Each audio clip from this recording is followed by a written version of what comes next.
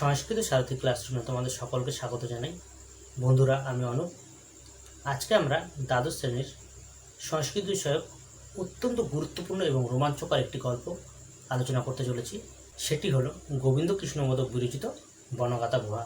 এই গল্পটা তোমরা কম বেশি সকলেই শুনেছ। গল্পটা আমি বিষয়বস্তুটা এখন বলছি না, তাহলে তোমাদের গল্পটা শোনার আগ্রহটা অনেকটা কমে যাবে। তোমাদের সকলের কাছে অনুরোধ, এই ভিডিওটা পুরো প্রথম থেকে শেষ পর্যন্ত দেখবে। আর তোমরা যারা আমার এই ভিডিওটা দেখছো তারা অবশ্যই একটা লাইক করবে, এবং যারা আমার চ্যানেলে নতুন আছো তারা কিন্তু সাবস্ক্রাইব করবে, এবং সাবস্ক্রাইবের পাশে দেখবে একটা বেল আইকন আছে, ওটা অবশ্যই প্রেস করে দেবে। এবং আমার চ্যানেল অলরেডি যারা সাবস্ক্রাইব করে দিয়েছো তাদেরকে অসংখ্য ধন্যবাদ জানাই। গল্পটা আলোচনা করার পূর্বে আমরা গল্পটার পূর্ব কথাগুলো একটু জেনে নিই। তো দেখো, বিশ্ব সাহিত্যের একটা শ্রেষ্ঠ গল্প সংকলন গ্রন্থ আছে, সেটা হলো সহস্র এক আরব্য রজনী, বা অনেকে সংক্ষেপে আরব্য রজনী বলে থাকে। এই গল্পটা কিন্তু মূলত আরবি ভাষায় রচিত, এবং পরবর্তীকালে এটা ধীরে ধীরে ইংরেজির পরে সংস্কৃত, বাংলা বিভিন্ন ভাষায় প্রকাশিত হতে থাকে। এই গল্পটা কিন্তু দারুণ রোমাঞ্চকর। এই গল্পটার মধ্যে এমন অনেক গল্প রয়েছে যেগুলো কিন্তু তোমরা কম বেশি সবাই ছোটোবেলায় বা এখন বর্তমানে টিভিতে দেখেছো বা দেখছো। যেমন কিছু কিছু গল্প হলো আলাদিনের আশ্চর্য প্রদীপ, তারপর আলিবাবা 40 চোর, সিন্ধবাদ নাবিকের কথা ইত্যাদি বেশ বিখ্যাত বিখ্যাত গল্প কিন্তু এর মধ্যে রয়েছে। এবার আমাদের পাঠ্যাংশ বনগাথা গুহা গদ্যাংশটির উৎস সম্বন্ধে একটু জেনে নেওয়া যাক। তো এই বনগাথা গুহা গদ্যাংশটি গোবিন্দকৃষ্ণ মোদকের লেখা। কোথা থেকে নেওয়া হয়েছে? চোর চত্বর ঋষি কথা। তো গোবিন্দকৃষ্ণ মোদক কী করেছেন, আলিবাবা অ্যান্ড 40 থিভস নামক যেই ইংরেজি গ্রন্থটা আছে সেটারই সংস্কৃত অনুবাদ করে নাম দিয়েছেন চোর চত্বর ঋষি কথা। এবং এই চোর চত্বর ঋষি কথা গ্রন্থে মোট 12টি ভাগ রয়েছে। এই প্রত্যেকটা ভাগেরই আলাদা আলাদা নাম রয়েছে। তার মধ্যে আমাদের পাঠ্যাংশ হলো প্রথম ভাগ বনগাথা গুহা। তাহলে দেখো, এখানে আমরা গল্পটি পড়ানোর শুরুতেই কিন্তু একটা গুরুত্বপূর্ণ প্রশ্ন পেয়ে গেলাম। সেটা হচ্ছে বনগাথা গুহা গদ্যাংশটির উৎস কী। মানে তুমি যখনই যে কোনো গল্প বা পদ্যাংশ যাই করো না কেন, সেই জিনিসটা কিন্তু উৎসটা, মানে কার লেখা, কোথা থেকে নেওয়া হয়েছে সেটা কিন্তু জেনে নেওয়া অবশ্যই দরকার। ঠিক তেমনি আমাদের এই বনগাথা গুহা গদ্যাংশটির উৎস যদি পরীক্ষায় লিখতে দেয়, তখন আমরা কি লিখবো? লিখবো যে বনগাথা গুহা গদ্যাংশটির উৎস হলো গোবিন্দ কৃষ্ণ মোদক বিরচিত চোর চত্বর ঋষি কথা গল্পে প্রথম ভাগ। আমরা এবার বনগাথা গুহা গদ্যাংশটি পাঠ করা শুরু করব। তোমাদের সকলের কাছে টেক্সট বই রয়েছে। আমার পড়ানোর সাথে সাথে তোমরা যদি টেক্সট বইটা ফলো করো তাহলে কিন্তু তোমাদের আরও কনসেপ্টটা ক্লিয়ার হয়ে যাবে। এই জন্য তোমরা টেক্সট বইটা অবশ্যই সঙ্গে খুলে নিয়ে বসবে। আমি একটা করে লাইন পড়াবো, তোমরা টেক্সট বই থেকে সেই লাইনটা ফলো করবে। আমি লাইনটা কিন্তু একদম অর্থসহ সন্ধি বিচ্ছেদ করে কিন্তু তোমাদের বলবো, বুঝেই বলবো। সেই জন্য তোমরা পুরো ভিডিওটা কিন্তু মনোযোগ সহকারে দেখবে। তাহলে গল্পটা এবার শুরু করা যাক। দেখো, আমাদের পাঠ্যাংশ গল্পটার নাম বনগাথা গুহা। তাহলে এই যে নামটার মধ্যে কিন্তু একটা গুরুত্বপূর্ণ কথা লুকিয়ে রয়েছে। সেটা কি? যে বনের মধ্যে অবস্থিত গুহা হলো বনগাথা গুহা। এই গুহাটাকে কেন্দ্র করেই কিন্তু আমাদের সমস্ত গল্প। আর একটা কথা, পরীক্ষায় একটা গুরুত্বপূর্ণ প্রশ্ন আসে, সেটা হলো যে বনগাথা গুহা কী ধরনের গল্পাংশ বা কী ধরনের গল্প। তখন কিন্তু বলতে হবে বনগাথা হচ্ছে এক ধরনের একটা অনুদিত গল্পাংশ। ঠিক আছে, এইটা কিন্তু একটা গুরুত্বপূর্ণ প্রশ্ন, তোমরা নোট করে নেবে। বলছে পুরা পারসিকানাম পুরে কশ্যপঃ অলিপর্বা চেতি সহদরৌ বসতঃ স্ম। অর্থাৎ পুরা মানে প্রাচীনকালে, পারসিকানাম পুরে অর্থাৎ পারস্য দেশের পুরে মানে হচ্ছে কোনো একটা নগরে, কশ্যপ অলিপর্ব এটা সন্ধি করা আছে। অর্থাৎ বিসর্গর পরে যদি কখনো থাকে কোনো একটা শব্দ, মানে কশ্যপঃ বিসর্গ আর অলিপর্বার ঠিক আছে, কশ্যপ অলিপর্বা। তাহলে এই যে বিসর্গের পরে থাকলে সেটা যদি সন্ধি করে দেওয়া হয় তাহলে বিসর্গটা হয়ে যায় ওকার, আর টা কিসে পরিণত হয়? লুপ্ত অতে পরিণত হয়। তোমরা এটা সবাই জানো, এটা লুপ্ত কশ্যপ অলিপর্বা, অর্থাৎ কশ্যপ এবং অলিপর্বা এই চেতি যুক্ত ইতি, মানে কি? মানে হচ্ছে এবং। অর্থাৎ প্রাচীনকালে পারস্য দেশের কোনো একটা নগরে কশ্যপ এবং অলিপর্বা ইতি মানে হচ্ছে এই নামে, সহদরৌ অর্থাৎ দুই ভাই, অর্থাৎ একই মায়ের গর্ভজাত দুই সন্তানকে বলছে সহদরৌ বসতঃ স্ম, বাস করতো। স্মযোগ অতীতকাল হয়। আর এটা বসতঃ কেন হলো? দেখো, তোমরা লাইনটা পড়েছো বসতি বসতঃ বসন্তি, তাহলে এখানে দ্বিবচন আছে, দুই ভাই মানে দুজন, তাই বসতি বসত হয়েছে। আর অতীতকাল করেছে স্মযোগ করে। তাহলে পুরো লাইনটার মানে কি হলো? প্রাচীনকালে পারস্য দেশের কোনো একটা শহরে কশ্যপ এবং অলিপর্বা নামে দুই ভাই বাস করত। তাহলে এই লাইনটা থেকে একটা গুরুত্বপূর্ণ প্রশ্ন আছে কি, যেমন কশ্যপ এবং অলিপর্বা কোথায় বাস করত, তখন বলতে হবে পারস্য দেশের কোনো একটা নগরে। যদি বলতো এটা যদি বলে যে অলিপর্বা কে ছিল, তখন বলতে হবে যে পারস্য দেশে বসবাসকারী এক সন্তান, বা এরকমও দিতে পারে কোশ্চেনটা কশ্যপ কে ছিল, তখন বলতে হবে অলিপর্বার বড় ভাই। কি করে বুঝলাম আমরা এটা অলিপর্বার বড় ভাই? দেখো এখানে যেহেতু কশ্যপ নামটা আগে দিয়েছে আর এবং অলিপর্বা নামটা পরে দিয়েছে, সেই ক্ষেত্রে কিন্তু কশ্যপ হচ্ছে বড় এবং অলিপর্বা হচ্ছে ছোট। আচ্ছা, এবার বলছে দেখো, তয় জনক নাতি প্রভূত ধন বভুব। তয় জনক অর্থাৎ তাদের পিতা, জনক মানে পিতা, নাতি প্রভূত ধন, ন যুক্ত অতি প্রভূত ধন, সন্ধি করে দেওয়া আছে। তাহলে খুব একটা ধন সম্পত্তিশালী ছিলেন না। ন মানে না, আর অতি প্রভূত ধন মানে খুব একটা ধন সম্পত্তিশালী, আর বহু মানে ছিলেন, অর্থাৎ তাদের পিতা, অর্থাৎ এই দুই যে সন্তান, এই দুই সন্তানের পিতা কিন্তু খুব একটা ধনবান ছিলেন না। সুতয় তুল্যবৃত্তিরসৌ মৃত্যুং সন্নিহিতং প্রেক্ষ নিজং বিত্তদিকং তয়ঃ সমং ব্যভজত। এখানে দেখো বলছে সুতয় তুল্যবৃত্তিরসু, আগে আমরা এইটুকু নিয়ে আলোচনা করব। তো এখানে একটা কথা বলে রাখি, সুতয় বিসর্গ হবে, তুল্যবৃত্তি বিসর্গ অসৌ, এই রটা হয়ে যাবে অকার, ঠিক আছে। তো এখানে আগে অসৌ শব্দের আমরা মানেটা আগে বলবো। অসৌ পদের দ্বারা বাক্যে যার কথা বলা হয় সে, অর্থাৎ অসৌ পদের অর্থ সে। সে বলতে এই লাইনে যার কথা বলা হচ্ছে, কার কথা? অর্থাৎ কশ্যপ এবং অলিপর্বার যিনি পিতা ছিলেন তার কথা বলা হচ্ছে। সুতয় শব্দের অর্থ দুই সন্তান। আর তুল্যবৃত্তির ব্যাপারটাকে এবার একটু বলি, তাহলে পুরো লাইনটার মানে কি বলতো? বলছে সুতয় তুল্যবৃত্তির অসৌ, অর্থাৎ তিনি, অসৌ অর্থ পদের অর্থ সে বা তিনি, তিনি কি করতেন তার দুই সন্তানকে, অর্থাৎ সুত অর্থাৎ দুই সন্তান, অর্থাৎ কাকে কাকে? কশ্যপ এবং অলিপর্বাকে কীভাবে দেখতেন? তুল্যবৃত্তির ন্যায়, অর্থাৎ তুলা যন্ত্রের ন্যায় দেখতেন। তাহলে ব্যাপারটা কেমন হলো? আমরা যেমন দেখি দাঁড়িপাল্লায় সমানে সমানে মালপত্র দেওয়া হয়, ঠিক তেমনি কশ্যপ এবং অলিপর্বার পিতা কিন্তু দুই সন্তানকে একদম সমান দৃষ্টিতে দেখতেন। এখান থেকে কিন্তু একটা গুরুত্বপূর্ণ শর্ট প্রশ্ন আসে পরীক্ষায়। কীরকম প্রশ্নটা হলো, কশ্যপ এবং অলিপর্বার পিতা কেমন স্বভাবের ছিলেন? তখন বলতে হবে দুই সন্তানের প্রতি সমদৃষ্টি সম্পন্ন। এটা খুব গুরুত্বপূর্ণ প্রশ্ন। এবার বলছে দেখো, মৃত্যুং সন্নিহিতং প্রেক্ষ নিজং বিত্তদিকং তয় সমং ব্যবজত। মৃত্যুং সন্নিহিতং প্রেক্ষ, অর্থাৎ কশ্যপ এবং অলিপর্বার পিতা নিজের মৃত্যুকে সন্নিহিতং অর্থাৎ নিকটে, আর প্রেক্ষ মানে দেখলো, অর্থাৎ কশ্যপ এবং অলিপর্বার পিতা বুঝতে পারলো যে হয়তো তিনি আর বেশি দিন বাঁচবেন না। সেই জন্য তিনি কী করলেন? নিজং বিত্তদিকং অর্থাৎ নিজের ধন সম্পত্তিটা, তয় অর্থাৎ তয় মানে কাদের মধ্যে? কশ্যপ এবং অলিপর্বার মধ্যে সমং ব্যবজাত, সমান ভাগে ভাগ করে দিলেন। ব্যবজাত মানে ভাগ করে দিলেন। এবার কেমনভাবে ভাগ করে দিলেন সেটাও বলছে, যেন তৌ বিভবাদ্য অর্জন বিষয়ে তুল্যাবস্তৌ শতাম। যেন মানে যার ফলে, তৌ মানে তারা, মানে যাতে তারা বা যার ফলে তারা, কারা? ওই কশ্যপ এবং অলিপর্বা বিভবাদী যুক্ত অর্জন বিষয়, সন্ধি ভাঙালো হয় বিভবাদী যুক্ত অর্জন বিষয়, অর্থাৎ বিভব মানে সম্পত্তি, অর্থাৎ তারা যদি ভবিষ্যতে কোনো সম্পত্তি অর্জন করতে চায় বা কোনো ব্যবসা শুরু করতে চায়, তাহলে তারা কেমন অবস্থায় থাকবে? সেই তুল্যাবস্তৌ শতাম, সেই তুল্যাবস্থা অর্থাৎ তুলাযন্ত্রের অবস্থায় থাকবে। কেমন? তুলাযন্ত্রতে যেমন বললাম যে সমানে সমানে মাল দেওয়া হয়, ঠিক তারা সমান অবস্থাতেই থাকবে। অর্থাৎ কশ্যপ এবং অলিপর্বার পিতা তাদের দুই ভাইকে কিভাবে সম্পত্তিটা ভাগ করে দিল? একদম সমানে সমানে 50-50 ভাগ করে দিল, যাতে ভবিষ্যতে যদি কোনো ব্যবসা শুরু করতে চায়, কোনো টাকা পয়সা রোজগার করতে চায়, তারা যাতে তারা সমান অবস্থায় থাকে। তারপর দেখো এখানে একটু বলে রাখা দরকার যে এই গল্পে আমরা দুজনের নাম পেলাম, দুই ভাই, একটা কশ্যপ একটা অলিপর্বা। কশ্যপ বড় ভাই, অলিপর্বা ছোট ভাই।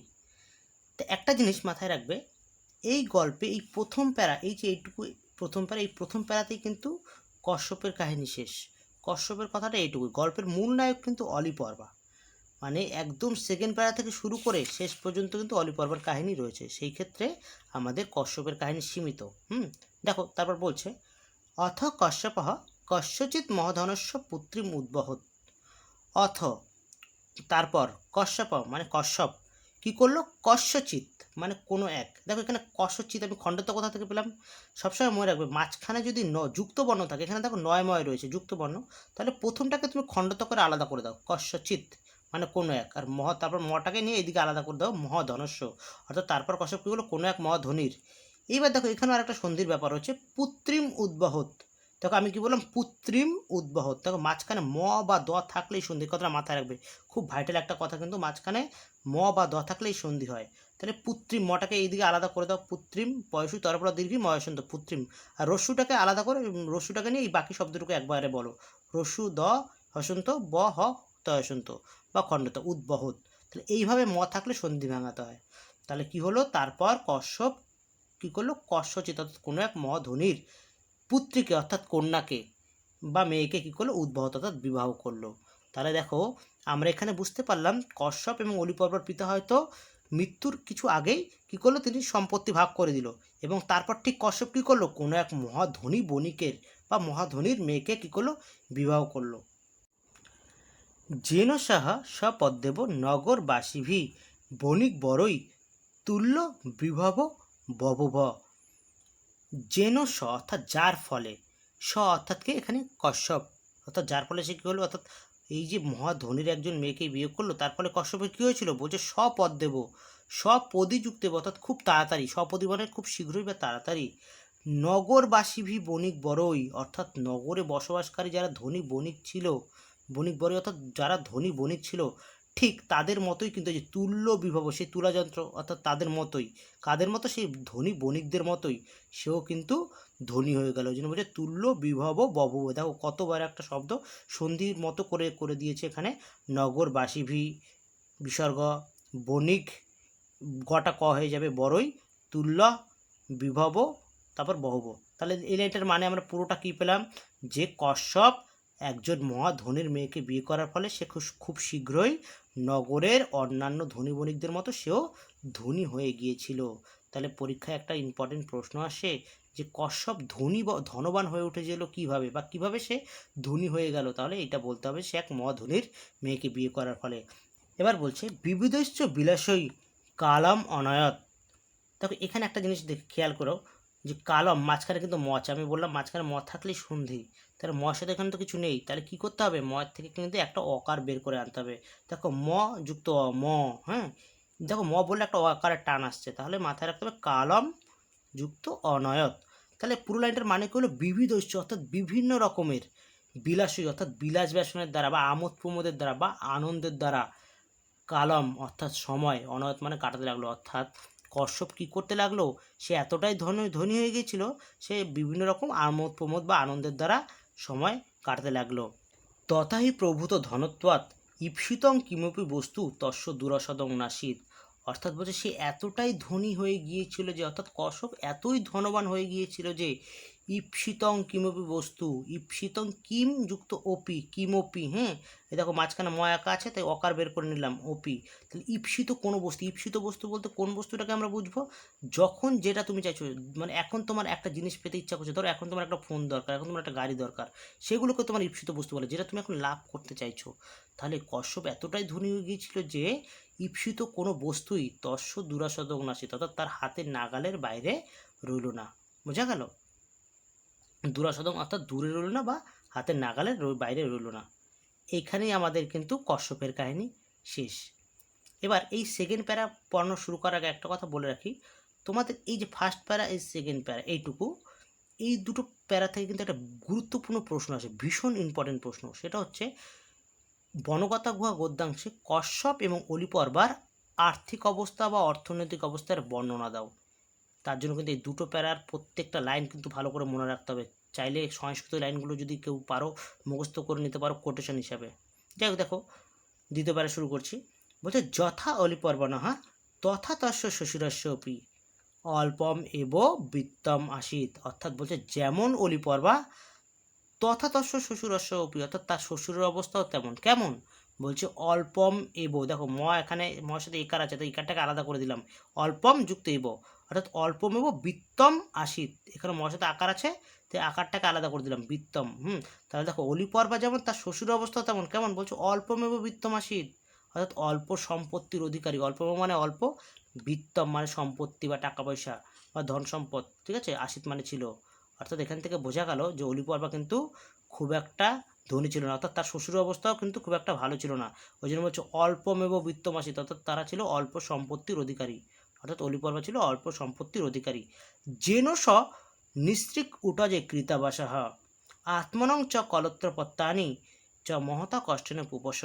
এবার বলছে জেন স, যার ফলে, সহ অর্থাৎ কে, অলিপর্বা। নিস্ত্রিক শব্দের অর্থ ভীষণ ইম্পর্টেন্ট। নিস্ত্রিক উটজে অর্থাৎ নিস্ত্রিক শব্দের অর্থ হচ্ছে বিশ্রী বা হতশ্রী। খুব গুরুত্বপূর্ণ একটা শর্ট কোশ্চেন, শব্দার্থ এটা দাগিয়ে নেবে তোমরা। নিস্ত্রিক উটজে, উটজ শব্দের অর্থ কিন্তু খুব ইম্পর্টেন্ট, কুটিরে। আর কিতাবাসে মানে বাস করতো, অর্থাৎ যার ফলে সে একটা হতশ্রী বা বিশ্রী মানে একটা জরাজীর্ণ কুটির, কুটিরে, উটজে মানে কুটিরে বাস করতো। এবার কিভাবে বাস করতো সেটাও বলছে। আত্মনং চ কলত্রাপত্তানি চ মহতা কষ্টেন উপপস। আত্মনং মানে নিজেকে, এবং কলত্রাপত্তানি শব্দের অর্থ কিন্তু ইম্পর্টেন্ট, অর্থাৎ স্ত্রী সন্তানদের, স্ত্রী পুত্রদের বা স্ত্রী সন্তানদের। চ মহতা কষ্টেন, খুব কষ্টে বা অনেক কষ্টে, উপপস শব্দের অর্থ পরিপালন করা অর্থাৎ পালন করতো। তাহলে দেখো অলিপর্ব এতটাই গরিব ছিল যে সে একটা হতশ্রী বা বিশ্রী কুটিরে বাস করতো। নিস্ত্রিক শব্দের অর্থ বিশ্রী, আর উটজ শব্দের অর্থ কুটিরে, কিতাবাসে মানে বাস করতো, অর্থাৎ হতশ্রী বা বিশ্রী কুটিরে বাস করতো। এবং বলছে নিজেকে এবং তার স্ত্রী সন্তানদের, কলত্রপত্তানি শব্দের অর্থ আবার বলছি স্ত্রী সন্তানদের নিয়ে কি করতো, চ মহতা কষ্টেন পুপস, খুব কষ্টে পরিপালন করতো। পুপস শব্দের অর্থ কিন্তু ইম্পর্টেন্ট, আবার বলছি এটা দাগিয়ে নেই, পরিপালন করা। এবার অলিপর্বার জীবিকাটা বলছে, দেখো অলিপর্বা কী করতো। এই জায়গাটা এই জায়গাটা কিন্তু খুব ইম্পর্টেন্ট, তোমরা চাইলে এই জায়গাগুলো মুখস্থ করে নিতে পারো যদি সংস্কৃত কোটেশন হিসেবে তোমরা নোটে দিতে চাও। দেখো কোটেশন এমন একটা জিনিস, এমন একটা অলঙ্কার, নোটের শোভা বৃদ্ধি করে, নোটের নাম্বার পেতে সাহায্য করে। বলছে অসৌ প্রত্যহম উষসী সমুত্থায় ইন্ধন ছেদনায় বিপিনং ব্রজতি। অর্থাৎ দেখো অসৌ, আমি এখানেও তোমরা অসৌ শব্দটা পেয়েছো, আমি বলেছিলাম অসৌ পদের দ্বারা কী বোঝানো হয়, বাক্যে যার কথা বলে সে। অর্থাৎ এখানে বোঝানো হয়েছিল অলিপর্বার পিতার কথা, এবার এখানে বোঝাচ্ছে অলিপর্বা নিজেকে।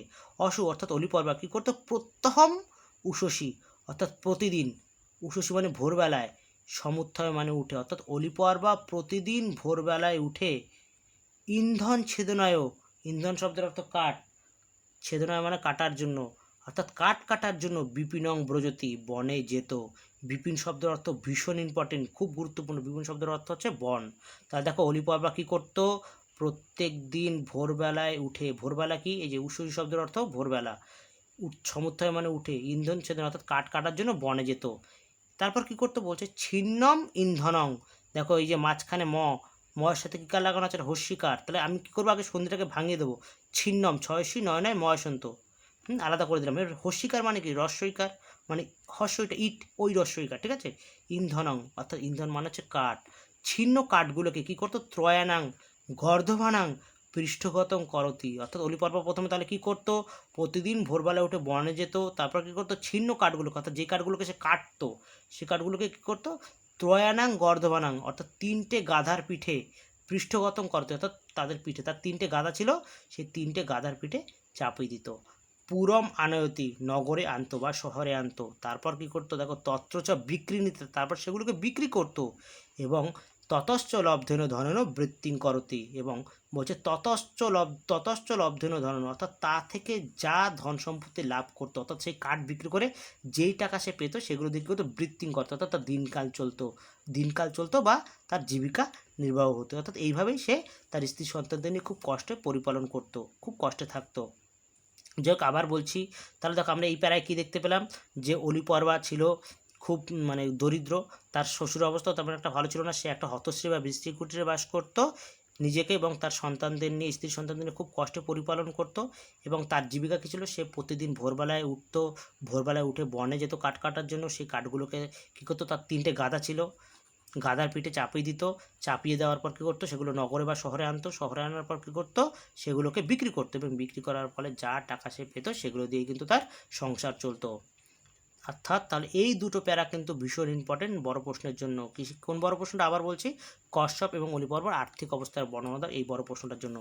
এবার পরে দেখো বলছে, অথৈকদা অলিপর্বা নিত্যমিব বনঙ্গত অথযুক্ত একদা, অর্থাৎ হয় অথৈকদা অলিপর্বা নিত্যম ইব। দেখো এখানে ময়ের সাথে রস্বীকার আছে, তাই হরস্বই বা ইব হবে, বনঙ্গত অর্থাৎ তারপর একদিন, অথযুক্ত একদা অথ মানে তারপর, একদা মানে একদিন, অলিপর্বা কী করলো, নিত্যম ইব অর্থাৎ প্রতিদিনের মতো, ইব শব্দের অর্থ কিন্তু মতো, প্রতিদিনের মতো, বনঙ্গত অর্থাৎ বনে গেল। তারপর কী হলো, তত্রচ পর্যাপ্তং কাষ্ঠং চিচ্ছেদ, সেখান থেকে সে কী করলো, পর্যাপ্ত কাঠ ছেদন করলো বা পর্যাপ্ত কাঠ কাটলো। অর্থাৎ অলিপর্বা প্রতিদিনের মতো বনে গেল এবং বনে গিয়ে কী করলো, সে পর্যাপ্ত তার যেটুকু কাঠ দরকার সেটুকু কাঠ সে কাটলো। চিচ্ছের শব্দের অর্থ কিন্তু ইম্পর্টেন্ট, কাটলো।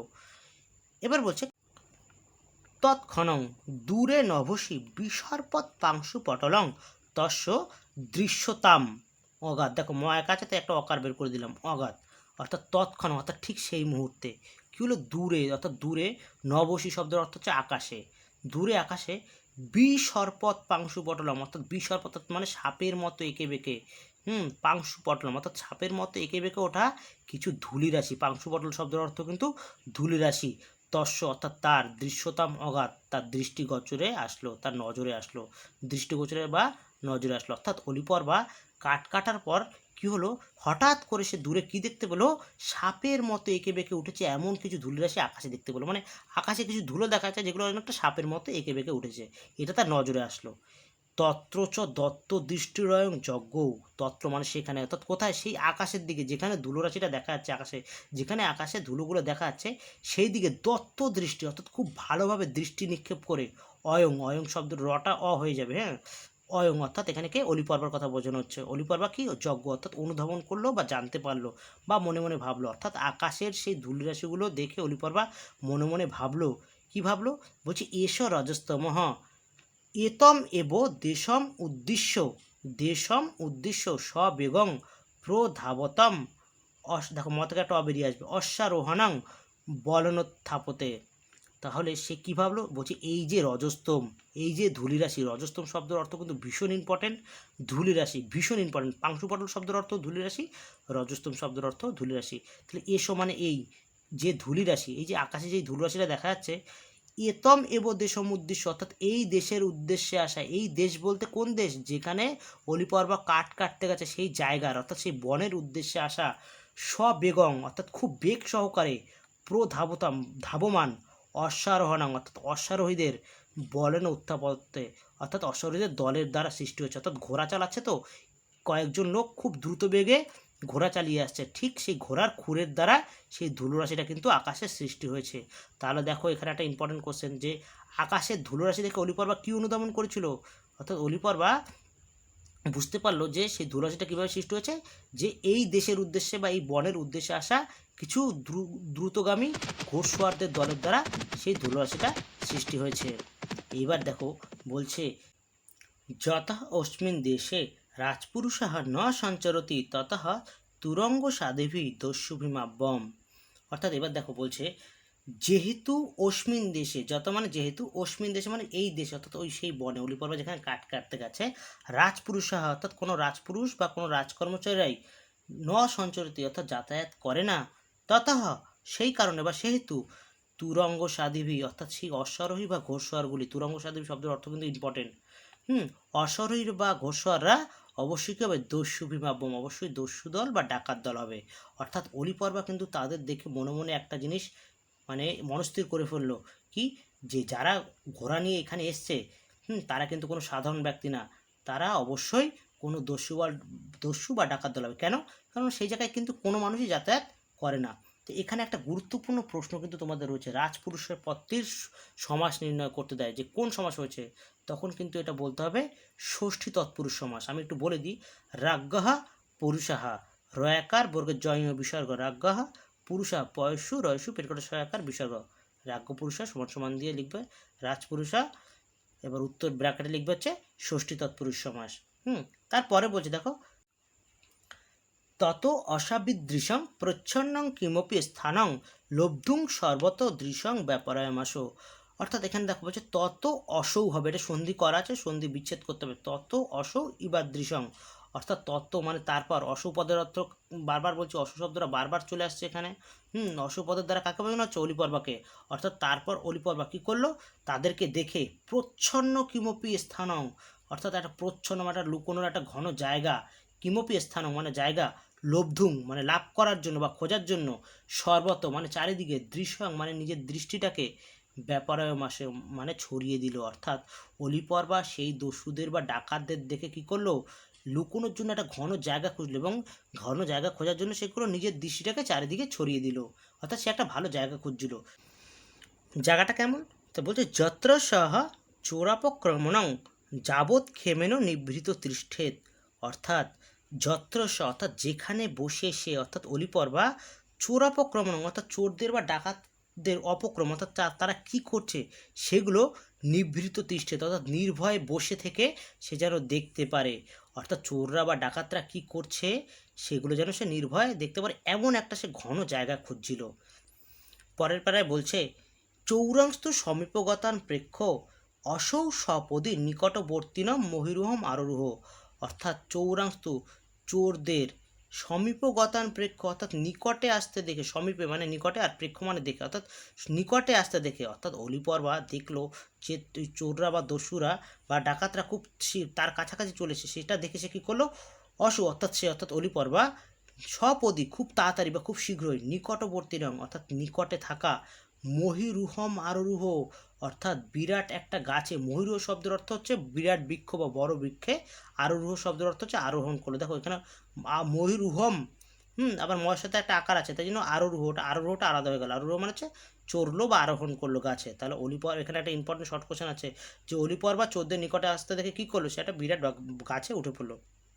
গাছটা কেমন এবার বলছে দেখো, তস্য শাখাস্তথা বিপুলাহা পল্লব ঘনাশ্বাসন, অর্থাৎ তার শাখা অর্থাৎ সেই গাছটার শাখাগুলো ছিল বিপুল অর্থাৎ ডালপালা ছিল অনেক, প্রচুর ডালপালা ছিল, এবং বলছে পল্লব ঘনাশ্বাসন এবং ঘন পাতায় ভর্তি, পল্লব মানে পাতা আর ঘন মানে ঘন, আর চষান মানে আর ছিল, অর্থাৎ সেই গাছটা ছিল কিন্তু ঘন পাতায় ভর্তি। তাহলে একটা ইম্পর্টেন্ট প্রশ্ন আসে, অলিপর্বা কেমন গাছে উঠেছিল, বলতে হবে অলিপর্বা বিশাল ডালপালাযুক্ত এবং ঘন পাতায় ভর্তি এমন একটা গাছে উঠেছিল। তারপর বলছে দেখো যথাতত্র স্থিতয়ং স্বয়ং কশ্যাপি দৃষ্টিগোচর ন ভবেৎ, অর্থাৎ যথাতত্র যেখানে বসে থাকলে, স্থিতয়ং অর্থাৎ যেখানে বসে থাকলে স্বয়ং কশ্যাপি নিজেকে কেউই দৃষ্টিগোচর ন ভবেৎ কেউ দেখতে পাবে না, মানে এমন একটা গাছে উঠলো এতই ঘন পাতায় ভর্তি যে তাকে কেউ দেখতেই পেত না, মানে কেউ তার দৃষ্টিগোচরেই আসতো না, মানে কেউ তাকে দেখতেই পাবে না।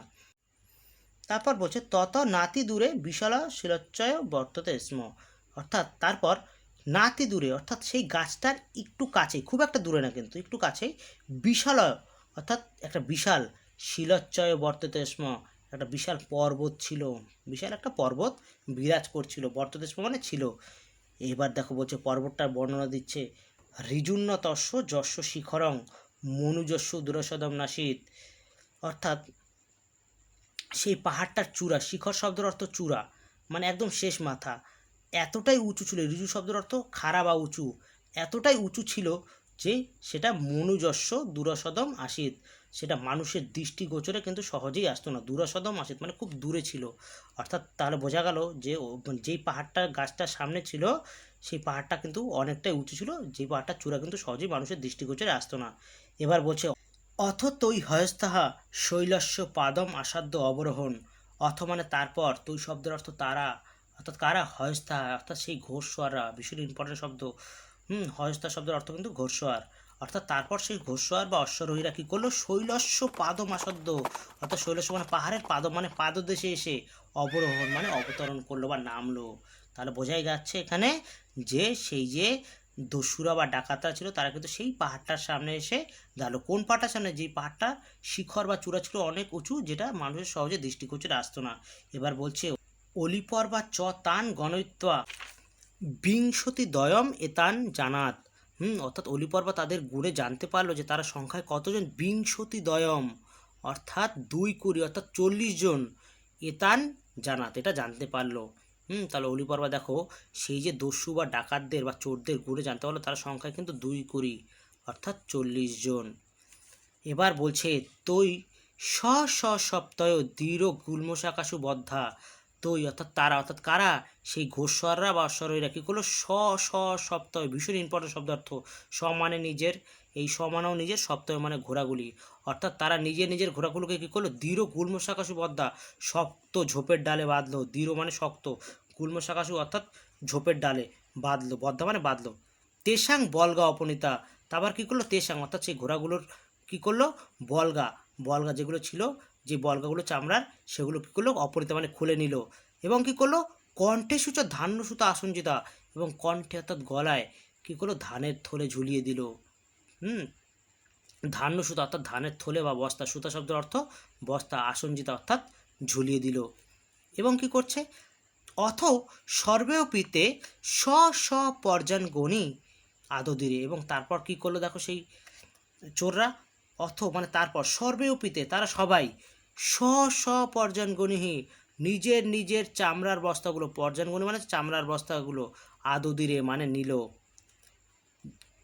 সেই চামড়ার বস্তাগুলো তাহলে কী ছিল বলছে, ইয়া ভারবত্তয়া রজত মহারজতভ্যং পূর্ণা ইবাবুবো, যেই চামড়ার বস্তাগুলো ভারে পরিপূর্ণ ছিল কিসের, সোনার উপর, অর্থাৎ রজত মহারজতভ্যম অর্থাৎ সোনার উপরে পরিপূর্ণ ছিল, পূর্ণা ইবাবু অর্থাৎ দেখো প্রত্যেকের কাছে, তার মানে বোঝাচ্ছে এই 40 জন যে চোর ছিল বা ডাকাত ছিল তাদের প্রত্যেকের কাছে কিন্তু একটা করে চামড়ার বস্তা ছিল। সেই চামড়ার বস্তাগুলো কিসে পরিপূর্ণ ছিল, যে পূর্ণা মানে ভর্তি ছিল কিসে, রজত মহারজত অর্থাৎ সোনার উপরে ভর্তি ছিল।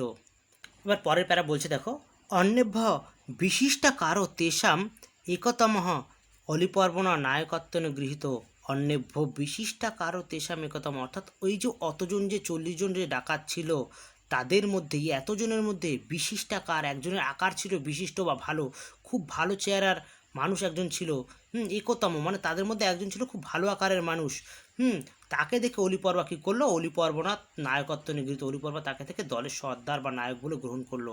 তাহলে ভীষণ গুরুত্বপূর্ণ একটা শর্ট কোশ্চেন, অলিপর্বা কাকে দলের সর্দার বা নায়ক বলে চিনতে পারলো, যে যার আকার ছিল একটু বিশেষ বা যার শরীর স্বাস্থ্য বা চেহারা ছিল একটু ভালো, তাকে অলিপর্বা কী করলো দলের সর্দার, এই যে নায়কত্ব নিগৃহীত অর্থাৎ এই যে এদের যে দলটা 40 জনের তাদের দলের সর্দার বা নায়ক বলে গ্রহণ করলো।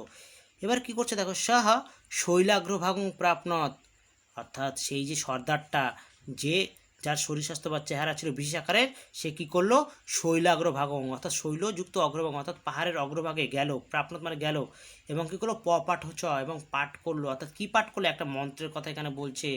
দেখো এখানে আমরা দুটো মন্ত্র পাবো, একটা গুহার, এখানে একটা গুহা রয়েছে পাহাড়ে, সেই পাহাড়ের গুহার দুটো মন্ত্র, মানে দরজা খোলার একটা মন্ত্র, একটা দরজা বন্ধ করার মন্ত্র, দুটোই কিন্তু খুব ইম্পর্টেন্ট, সেই দুটো মন্ত্রই কিন্তু মুখস্থ করতে হবে, ভালো করে মুখস্থ করবে তোমরা। একই মন্ত্র, শুধু শব্দ দুটো আলাদা, একটা বিবৃতং আর একটা হচ্ছে সংবৃতং লেখা। দেখো বলছে তাহলে কোন মন্ত্র পাঠ করলো, কি পাঠ করলো, বলছে স্কন্দরাজ নমস্তস্তু চৌর্য পাঠবদেশিক দস্যুদেব দারমিদং বিবৃতং কৃপয়া কুরু, অর্থাৎ বলছে হে স্কন্দরাজ নমস্তস্তু আপনাকে নমস্কার জানাই, চৌর্য পাঠবদেশিক অর্থাৎ হে চৌর্যবিদ্যা কৌশলের গুরু, দস্যুদেব হে দস্যুদেব, দারমিদম অর্থাৎ এই দরজাটা, অর্থাৎ গুহার যে দরজাটা ছিল সেই দরজাটা, বিবৃতম অর্থাৎ খুলে দিন, কৃপয়া করু অর্থাৎ দয়া করে, অর্থাৎ পুরো শ্লোকটার মানে কি হলো, অর্থাৎ বলছে হে স্কন্দরাজ আপনাকে নমস্কার জানাই, হে চৌর্যবিদ্যা কৌশলের গুরু, হে দস্যুদেব দয়া করে এই দরজাটা খুলে দিন। বলছে পঠিত মাত্র এতস্মিন পদ্যে দ্বারমেকম অপবৃতম, অর্থাৎ পঠিত মাত্র এতস্মিন পদ্য অর্থাৎ এই পদ্যটা পাঠ করা মাত্র, কোন পদ্যটা, এই যে মন্ত্রটা গুহার দ্বার খোলার মন্ত্রটা পাঠ করা মাত্রই কী হলো, দ্বারম একম এই একটা দ্বার একটা দরজা, অপাবৃতম মানে খুলে গেল, অর্থাৎ দেখো সেই দস্যু সর্দার মন্ত্রটা পাঠ করলো, যেটা আমরা হিন্দিতে শুনেছিলাম খুল যা সিম সিম, সেই মন্ত্রটা পাঠ করা মাত্রই কিন্তু কী হলো, যে গুহার দরজা খুলে গেল। যেন গুহান্তর্গামী মার্গহা প্রকাশতমগাত, যার ফলে যেন মানে যার ফলে কী হলো, গুহান্তর্গামী অর্থাৎ গুহার অভ্যন্তরের মার্গ মানে পথটা, প্রকাশতমগাত অর্থাৎ প্রকাশ্যে আসলো বা দেখা গেল, অর্থাৎ গুহার দরজাটা খুলে যাওয়া মাত্রই গুহার ভেতরের যে রাস্তাটা সেটা কিন্তু সবার নজরে চলে আসলো বা দেখা গেল।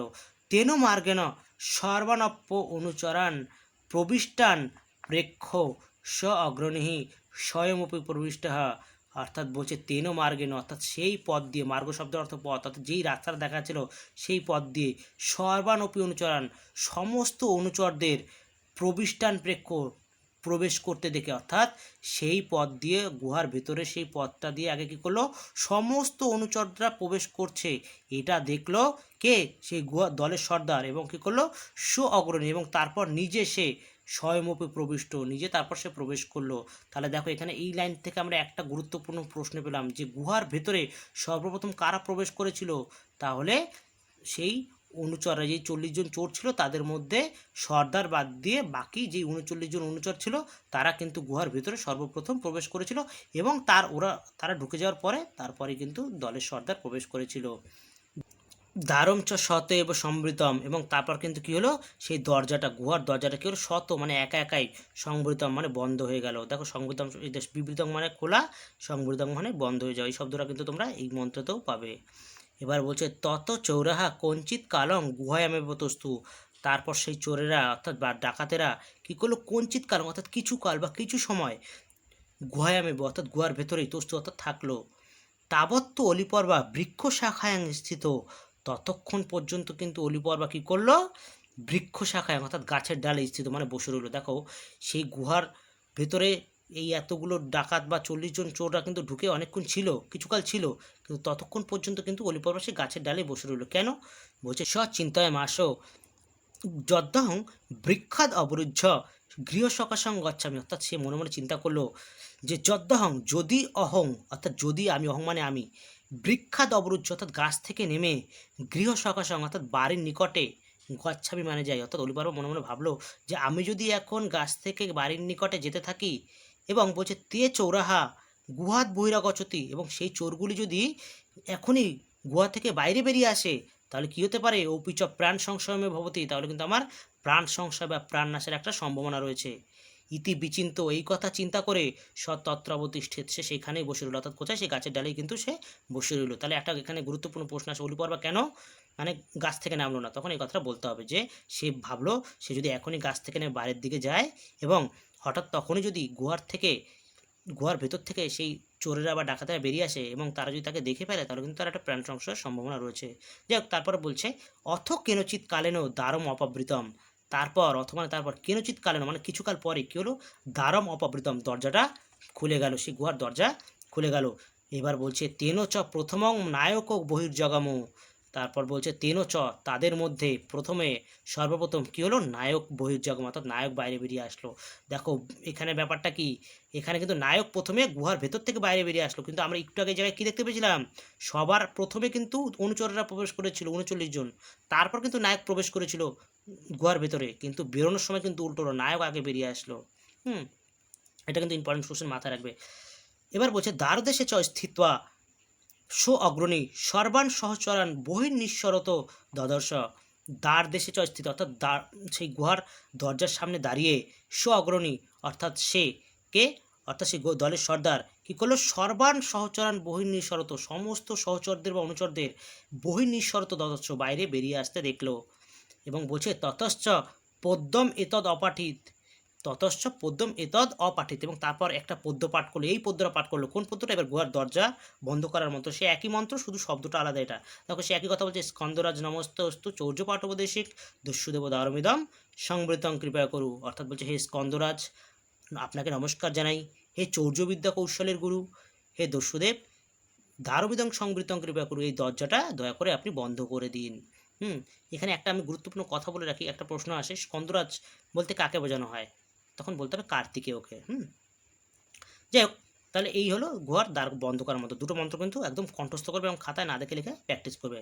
বলছে পঠিত মাত্র এতস্মিন পদ্যে গুহাদ্বারম স্বয়মেব সম্ভ্রবে, অর্থাৎ এই পদ্যটা পাঠ করা মাত্রই গুহাদ্বারম অর্থাৎ গুহার দ্বারটা স্বয়মেব অর্থাৎ একা একাই সম্ভ্রবে মানে বন্ধ হয়ে গেল।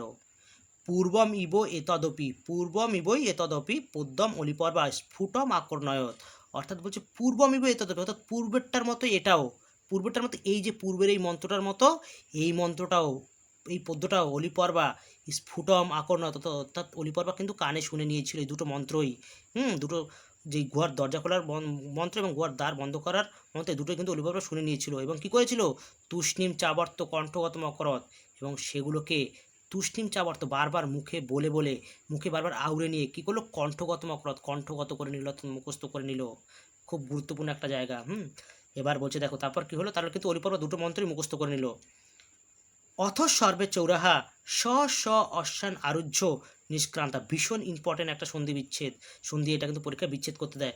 স স এই আকারটা অকার হয়ে যাবে, অশ্বান তাহলে সর্বে আকার দন্ত ন অশ্বান, আবার ন থেকে যে আকারটা আছে এটা অকার হয়ে যাবে, আরুহ্য নিষ্ক্রান্ত, অর্থাৎ তারপর কী হলো, অথ মানে তারপর সর্বে চৌরা অর্থাৎ সমস্ত চোর বা দস্যুরা বা ডাকাতরা নিজের নিজের ঘোড়া নিয়ে, ঘোড়ায় চড়ে নিষ্ক্রান্তা মানে বেরিয়ে পড়লো। তাহলে ভাবো এবার কিন্তু আস্তে আস্তে এবার সমস্ত সেই দস্যু দল বা ডাকাত দলরা নিজেদের নিজেদের ঘোড়া নিয়ে বেরিয়ে পড়লো। এবার বলছে অলিপর্বা স্বস্থানং ন তত্ত্বাজ। দেখো কত সুন্দর একটা কথা বলছে, অলিপর্বা কিন্তু সেই স্থানটা এখনও ত্যাগ করলো না। অর্থাৎ অলিপর্বা সেই গাছের ডালে যে বসেছিল সে কিন্তু এখনও সেখান থেকে নামলো না। কেন? সে মনে মনে আরেকটা আশঙ্কা করলো, কি বলছে, সহায় সৎসঙ্গে সে আশঙ্কা করলো, সদ্য এবাবতরয়ং চেত মম অপক্রমণাৎ প্রাগেব কদাচিৎ বিস্মৃতং কিমপি বস্তু নেতুং চৌরাহা কশ্চন নিবর্তেত দৃষ্টমাত্রং চ মাং বন্দি করবিত ইতি। অর্থাৎ সে মনে মনে আশঙ্কা করলো কি, সদ্য এব অবতরণ চেত, অর্থাৎ আমি যদি এখনই গাছ থেকে নামি এবং বলছে মম অপক্রমণাৎ প্রাগেব, এবং আমার মানে চলে যাওয়ার আগে বা আমার নামার আগেই বলছে কদাচিৎ বিস্মৃতং কিমপি বস্তু, ভুলে যাওয়া কোনো জিনিস, বিস্মৃত কদাচিৎ মানে কোনো এক, বিস্মৃত মানে ভুলে যাওয়া, কিমপি বস্তু মানে কোনো এক বস্তু, অর্থাৎ ভুলে যাওয়া কোনো বস্তু যদি নেতুং চৌর নেওয়ার জন্য চোর কশ্চন নিবর্তেত আবার আসে, অর্থাৎ কোনো চোর যদি আবার আসে, অর্থাৎ অলিপর্বা ভাবলো যে আমি যদি এখনই গাছ থেকে নামি এবং আমি যদি যেতে থাকি, হঠাৎ করে যদি চোররা তাদের ভুলে যাওয়া কোনো জিনিস নিতে যদি আবার আসে, তাহলে কি হতে পারে, দৃষ্টমাত্রং চমাং বন্দি করবে তো ইতি, আমাকে দেখা মাত্রই তারা কি করে ফেলবে, বন্দি করে ফেলবে। এই প্যারায় বলছে দেখো, সহ চিন্তায় মাসা চ কিংময়া প্রক্তেন পূর্বপদ্যেন দারুমিদং বিঘটেত, অর্থাৎ সে চিন্তা করলো আরও যে কিংময় প্রক্তন, অর্থাৎ আমার দ্বারা, অর্থাৎ আমি যদি এই যে এই পদ্য দুটি উচ্চারণ করি বা এই পদ্যটা অর্থাৎ গুহার দ্বার খোলার মন্ত্রটা যদি উচ্চারণ করি, তাহলে কি দারুমিদং বিঘটে, গুহার দরজা কি খুলবে? সে মনে মনে কিন্তু নিজেকে এই প্রশ্নটা করলো। এবার বলছে পশ্যামি তাবৎ, দেখা যাক তাহলে, ততঃ পরং দৈবস্য আয়ত্তম, তারপর বাকিটা ভগবানের ওপর, তত মানে তারপর পরং দৈবস্য আয়ত্তম মানে বাকিটা ভগবানের হাতে বা ভগবানের দখলে।